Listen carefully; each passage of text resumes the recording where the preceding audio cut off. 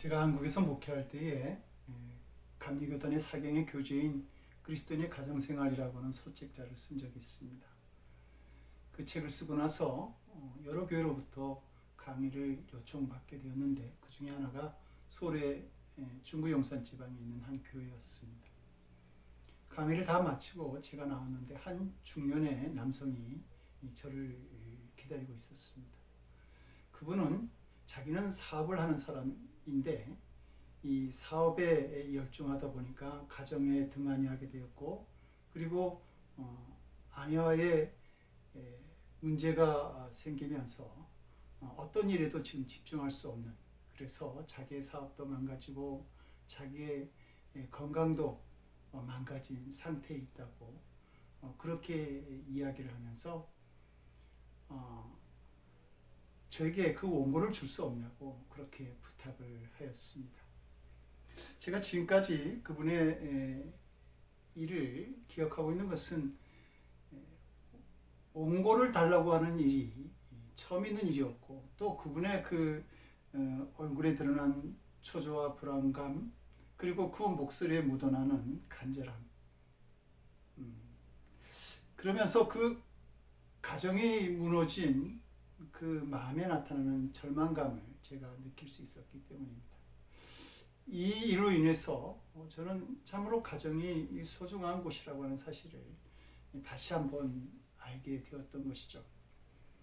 하나님께서 우리에게 주신 가정의 축복을 지키지 못한다고 한다면 그 어떤 다른 축복도 기대하지 말아야 합니다.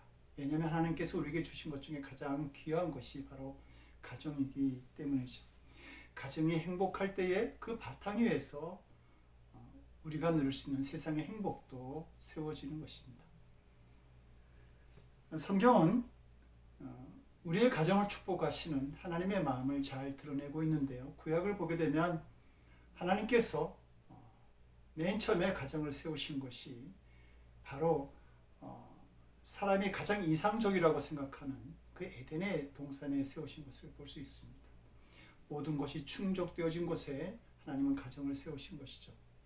신약을 보게 되면 이 땅에 오신 예수님께서 제일 첫 번째 행했던 기적이 바로 가나의 혼인잔치의 기적입니다.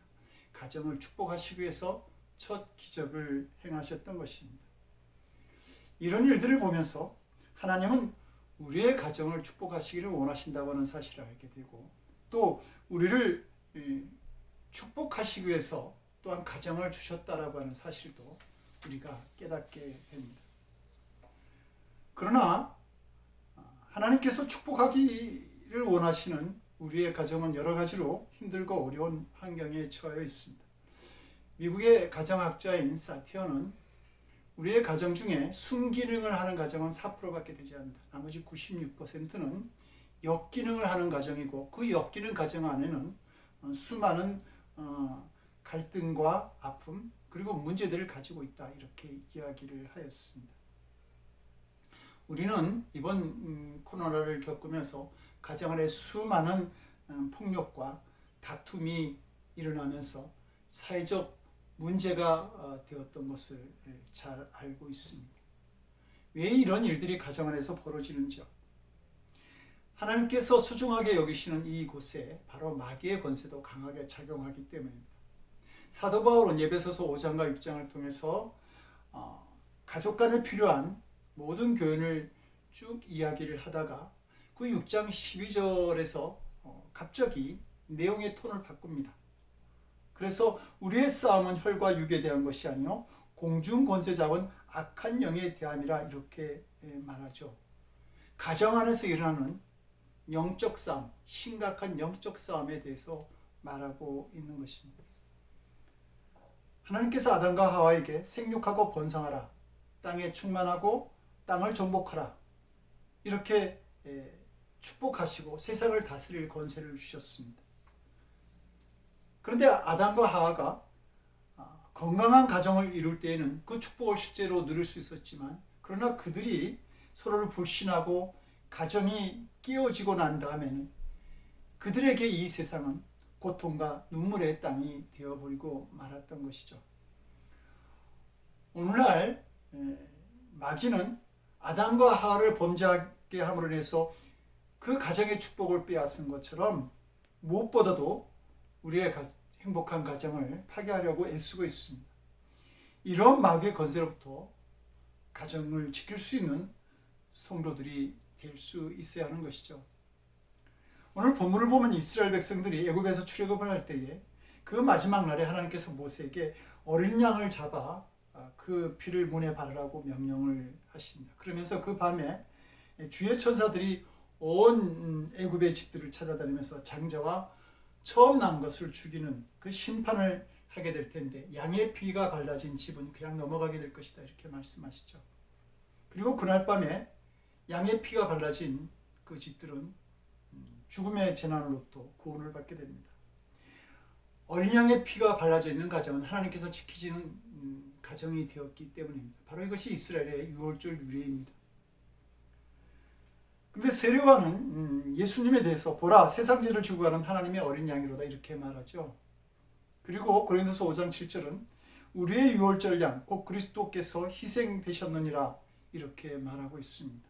그러니까 예수님이 십자가에서 흘리신 보혈이 유월절 어린 양의 피가 되었고 예수님의 피가 바로 오늘날 우리의 가정을 지키시는 능력이 되는 것입니다. 그러므로 오늘날 우리의 가정에 있어서 예수 그리스도의 보혈보다 더 귀중한 것은 없습니다.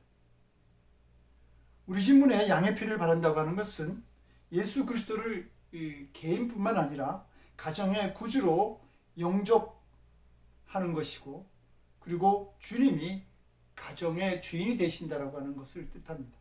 그때에 하나님께서 그 가정을 지키실 수 있고 그리고 하나님께서 주시는 은혜도 지켜지는 것입니다. 그러면 하나님께서 지켜주시는 가정이 되려면 어떠한 가정이 되어야 하는지요? 첫째가 구원받는 생명을 보는 눈이 열려 있어야 합니다. 성도 여러분, 병원에 가면 소독 냄새가 나고 음식점에 가면 음식 냄새가 나죠. 장례식장에 가면 눈물이 있고 그리고 결혼식장에 가면 웃음이 있는 것처럼 성도의 가정에는 구원받은 생명이 나타나야 합니다. 생명은 하나님을 아는 것이죠. 하나님과 대화가 시작되고 하나님의 관계가 시작되어지는 것입니다. 하나님께서 지키시는 가정은 이러한 생명의 기운이 넘쳐나게 되는 것입니다. 죽음의 천사가 애굽에 있는 가정을 방문하기 전에 하나님은 자기들의 집 문설주에 어린 양의 피를 바르면 죽음을 당하지 않고 생명을 얻게 될 것이다 이렇게 약속해 주셨습니다. 그런데 그날 애굽에 있는 어떤 집에서 아버지와 장남이 대화를 나눕니다. 아버지, 문설주에 어린 양의 피를 바르셨어요? 아니, 바르셔야죠. 그러자 아버지가 아니 그걸 왜 바르니? 어린 양의 피를 바른다고 죽일 사람을 살리고 살릴 사람을 죽이겠니? 그거 다 미신이야. 그런데 그 잘난 아버지를 믿고 잤던 장남은 그 다음날 죽음으로 발견되죠. 구원받은 생명을 사모하는 그러한 가정이 될 수 있어야 됩니다. 장남이 죽는 이 일들은 곧 우리에게 일어날 현실이 되기 때문입니다. 그런데 많은 사람들이 주님께서 주시는 생명, 구원의 중요함을 잘 몰라요. 많은 성도들이 축복을 원하는데 하나님께서 주시는 그런 생명에 대해서는 굉장히 소홀히 여기면서 살아가고 있다는 말입니다. 우리는 왜 하나님께서 살려주시겠다라고 하는 생명에 대한 약속을 가볍게 여기고 왜 가정에서 구원의 역사가 나타나지를 않는지요? 그것은 생명에 대한 일이 세상의 일보다 관심이 적기 때문입니다. 성도들 보면 자녀가 좋은 직장에 들어가는 것, 사업이 잘 되는 것, 좋은 집으로 이사 가는 것, 이것에 대해서 구원받는 것보다 더 기뻐하는 것을 볼 수 있습니다. 출애굽 당시 애굽에서 잘 살고 또 출세하는 것에 정신이 팔린 사람들은 양의 피를 발라라. 이제 우리가 곧 출애굽을 하게 될 것이다. 라고 하는 이 말에 대해서 그게 뭐가 그렇게 중요합니까? 나는 여기서 그냥 떠나지 않고 살 것입니다. 라고 그렇게 대답했을 것입니다. 이 마음이 오늘 살아가는 성도들의 마음이라고 하는 것입니다. 참 생명을 모르는 사람들은 왜 예수를 믿어야 하는지 잘 모릅니다. 애굽에서 잘 살고 싶어하는 마음뿐인 것이죠. 기독교인들 중에는 예수님을 믿는다라고 말하지만 결국은 세상에서 잘 살려고 하는 이유 때문에 교회를 다니는 사람들도 많이 있습니다. 그들은 애굽은 망하는 곳인 줄 모르고 또 이 세상에 곧 죽음이 다가오는 곳인 줄 모르기 때문에 그러한 삶을 살아가는 것입니다. 제가 이암 수술을 한 후에 정한 시간이 되어도 그 보호자의 이름을 부르지 않으니까 뭐가 잘못된 줄 알고 저희 가족들이 간절하게 그 보호자의 이름 부르기를 기다렸다고 그렇게 합니다. 정말 그러한 마음으로 우리는 우리의 가족이나 자녀들이 하나님의 이름을 부르는 믿음이 있기를 그렇게 간절한 마음으로 그렇게 기도해야 할 것입니다. 트럼프 행정부 시절에 아직도 기억에 남는 것은 그 방송을 통해서 북한에 있는 미군 유해를 본국으로 송환하는데 아주 엄숙하고 경건하게 진행하는 것을 보았습니다. 그리고 얼마 전 한 언론에서는 이 문제가 바이든 정부에서도 계속 진행될 것이라고 그렇게 암시하는 보도를 전하기도 했습니다. 죽은 사람의 시신에 대한 송환 문제에 대해서 70년이 지나도 계속되고 있다는 이 사실이 참으로 놀랍게 만듭니다. 그런데 죽은 사람을 찾기 위해서도 이렇게 애를 쓰는데 우리는 산 사람이 구원받는 일에 대해서 참으로 게으른 행동을 하는 것을 볼 때가 있는 것이죠. 성도 여러분, 나만 구원받고 가족들이 구원받지 못한다. 그렇다고 한다면 진정 우리가 기쁨을 누릴 수 있겠습니까? 부자가 아브라함에게 간청을 하죠. 저에게는 5 형제가 있는데 그를 보내요. 즉 나사로를 보내요.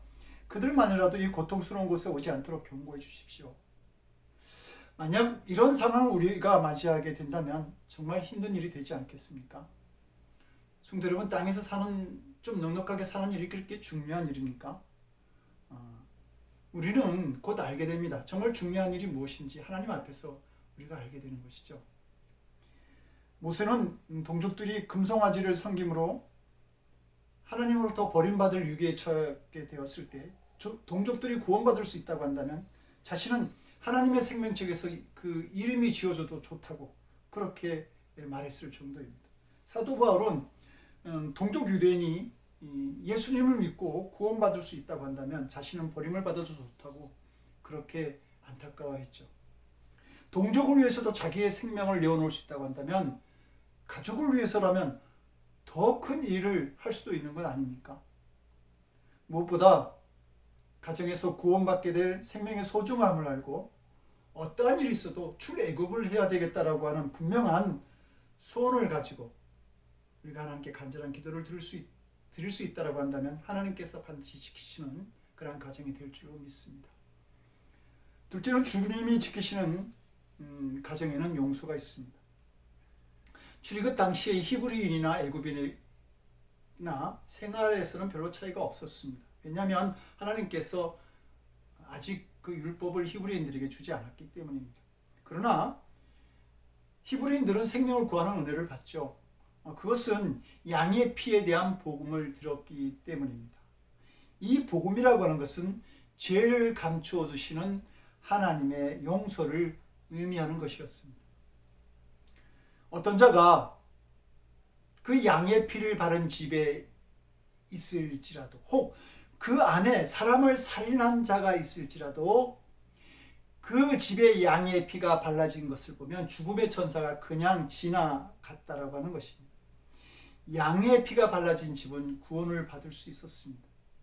그리고 이 히브리인들은 자신들이 애굽에서 지은 죄를 감추기 위해서 죄 없는 어린 양을 죽여야 했습니다. 유월절 어린 양의 피는 용서의 피였고 모든 죄를 감추시고 사하시고 새로운 생명을 허락하시는 보혈이었던 것이죠. 이 유월절 어린 양의 피는 바로 예수님의 십자가의 보혈을 그대로 상징하는 것이었습니다. 예수님께서 우리를 위해 흘리신 보혈은 우리가 어떤 죄를 지었든 구원받는 은혜가 있었던 것입니다. 우리가 구원받을 수 있는 길은 오직 우리의 죄를 용서하신 예수님의 보혈밖에 없습니다. 이처럼 우리의 가정이 하나님께서 지키는 가정이 되기 위해서는 가정 안에, 우리의 가정 안에 우리의 죄를 사하신 하나님의 용서가 흘러가야 한다고 하는 것이죠.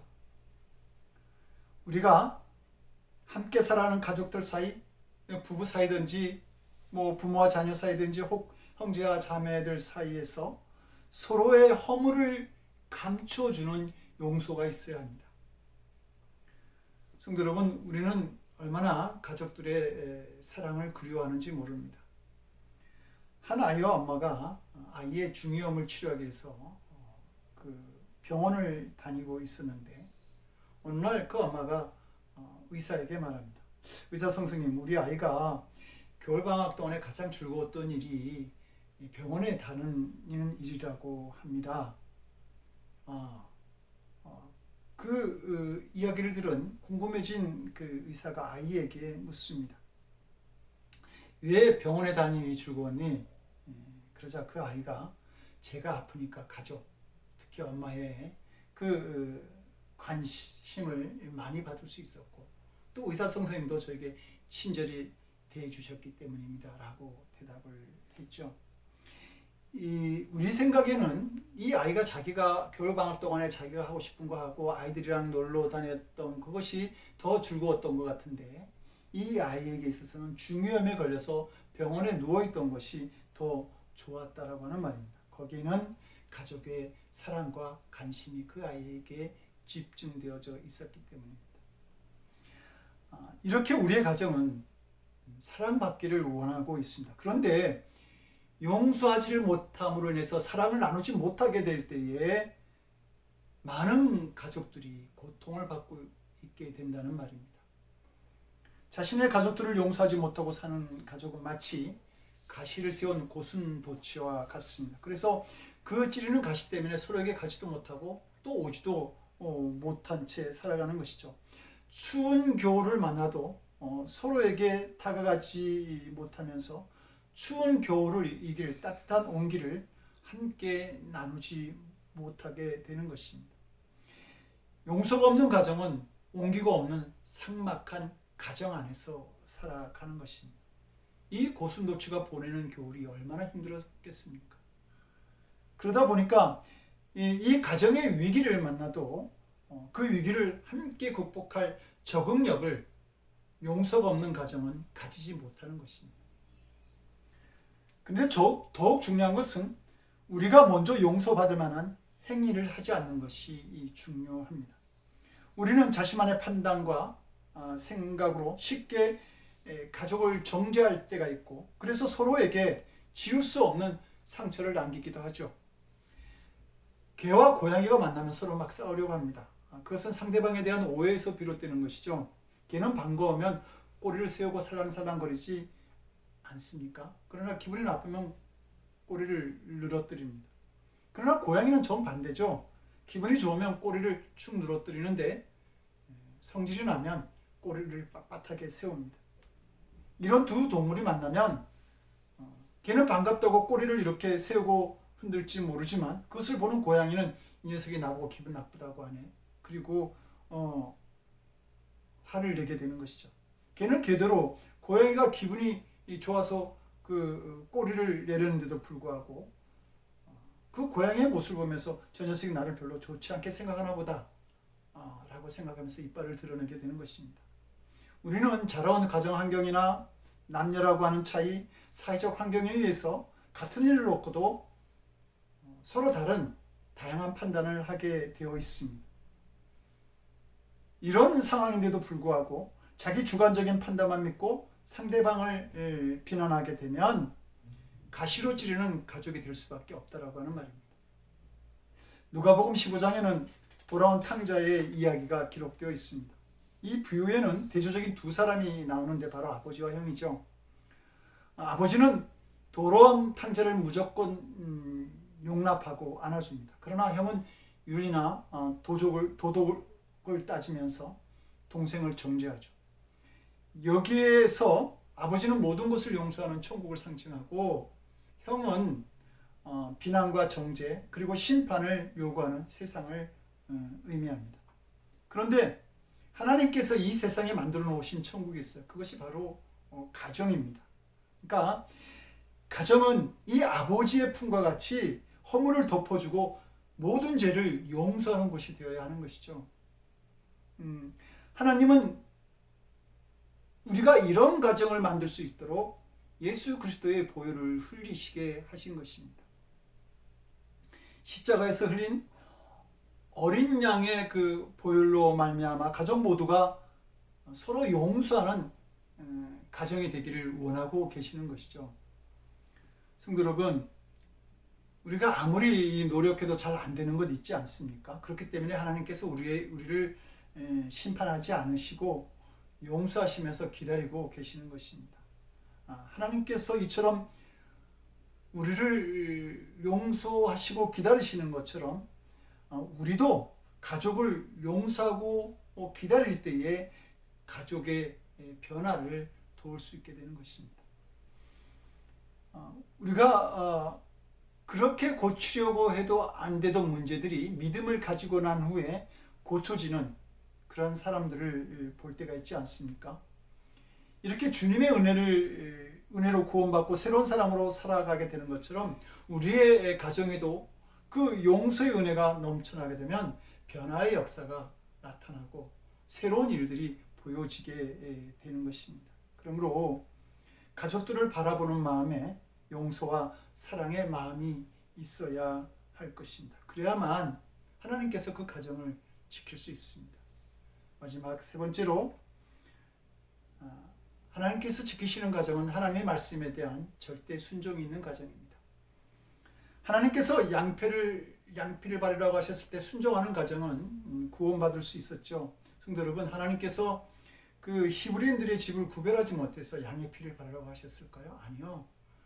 그들의 순종하는 믿음을 보고 싶으셨기 때문에 양의 피를 바르라고 했던 것입니다. 순종이 있어야 하나님의 자녀가 되는 것이죠. 하나님의 백성이라는 히브리인도 순종해야지 살 수 있었던 것입니다. 순종하지 않으면 심판을 피하지 못했던 것이죠. 예수님을 믿어 구원받는 것도 믿고 순종할 때 이루어지는 것입니다. 유월절을 앞두고 아버지가 아들에게 말합니다. 어린 양의 피를 문설주에 좀 바르기 위해서 양을 잡으려고 하는데 좀 도와줄 수 있겠니? 그러자 아들이 말하죠. 아버지, 무슨 미신을 믿고 그런 잘못된 이야기를 하세요. 전 게임이나 하겠습니다. 아마 다음날 그 가정에 큰 슬픔이 찾아왔을 것입니다. 하나님의 말씀에 순종하는 가정을 만들어야 합니다. 그러나 안타깝게도 순종 없이 사는 가정들이 참 많죠. 예수님은 마태복음 7장 26절에서 듣고도 행치 않는 자는 모래에 집을 지은 같다 이렇게 말씀하셨습니다. 가정이긴 한데 순종이 없는 가정은 불안한 가정, 말씀을 듣고도 순종하지 아니하면 곧 무너질 것 같은 가정이 될 수 있다라고 말씀하신 것입니다. 제가 전에 있던 교회에서 순종하는 아내, 사랑하는 남편에 대해서 에베소 5장을 본문으로 설교한 적이 있는데요.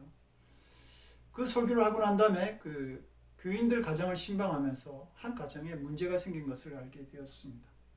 남편은 그 설교를 듣고 그래, 내 아내가 얼마나 나에게 순종하나 보자 이렇게 기대를 하고 있었고, 아내는 아내대로 남편이 정말 나를 죽도록 사랑하는지 한번 봐야지 하면서 기대를 하고 있었습니다. 말씀을 들었는데 오히려 그 부부 문제가 더 심해져 버리고 말았던 것입니다. 아내가 순종을 해야 내가 사랑을 하죠. 또 남편이 사랑을 안 주는데 제가 어떻게 순종할 수 있습니까? 뭐 이렇게 서로 핑계를 대고 정죄를 하고 있었던 것이죠. 행복한 가정을 만들려고 말씀을 주었는데도 불구하고 더 문제가 되고 말았던 것입니다. 성도 여러분, 어떻게 설교를 들어도 그게 잘 되지 않는지요? 그것은 순종의 역사가 없으면 아무리 설교를 많이 들어도 안 됩니다. 말씀의 역사가 나타날 수가 없습니다. 하나님께서 우리에게 피차 서로 복종하기를 힘쓰라 이렇게 말씀하셨는데 실제로는 하나님께 먼저 복종하는 믿음이 선행되어져야 하는 것이죠. 성도 여러분, 하나님께서 우리의 가정을 화해시킬 수 있는 어떤 권위를 갖고 계십니까? 그런 은혜가 우리들의 가정에 있기를 원합니다. 그럴 때에 가족들이 서로 자기들의 책임을 다할 수 있게 됩니다. 그런데 우리의 가정을 가만히 보면 남편이나 아내가 혹은 부모가 더 큰 권위를 가질 때가 있습니다.